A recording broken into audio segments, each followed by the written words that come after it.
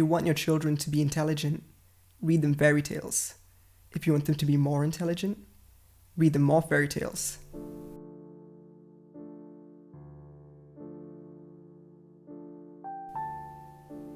One day I was listening to a conversation between my older cousin and our uncle.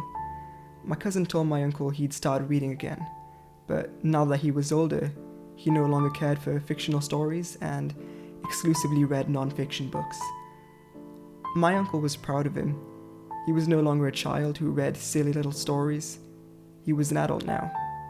As a young boy hearing that conversation, I was a little upset. Much of my time as a child was spent with stories.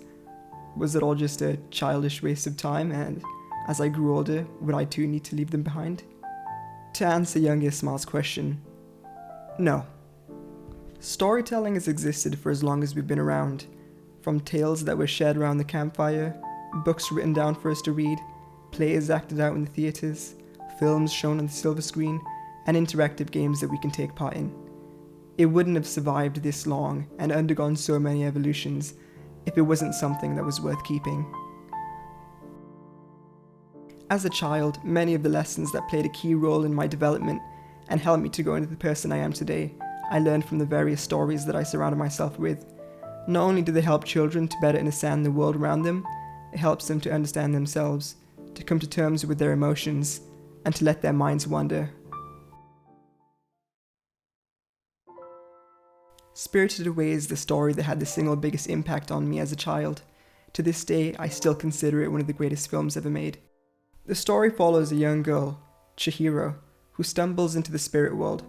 After her parents are turned into pigs by the witch Yubaba, Chihiro is tasked with working in Yubaba's bathhouse until she can find a way to free both herself and her parents. The movie uses its fantastical world as an allegory for real life.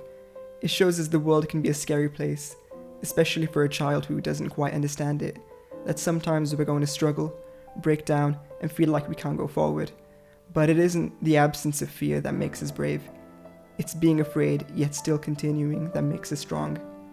That there are good people in this world that we can fall back on when we need to, and that life is beautiful and always worth living. To quote Hayao Miyazaki, the film's creator, even amidst the hatred and carnage, life is still worth living. It is possible for wonderful encounters and beautiful things to exist.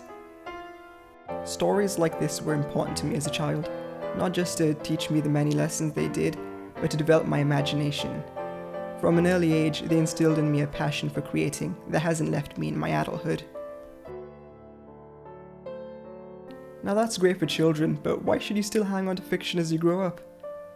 All those lessons I learned from those stories as a child, I still hold on to and value as an adult. And as you get older, you're now capable of understanding more complex, grown-up stories that you couldn't appreciate in your childhood. Stories give you the knowledge you can find in a documentary or a non-fiction book, but present it to you in an immersive way that connects with you on a deeper level. They can delve into complex topics like philosophy, psychology, politics, introduce us to ideas we may never have come across on our own. Foreign stories and stories from the past teach us about different cultures. They help us to understand and appreciate other people and their perspectives, whether or not they still exist today.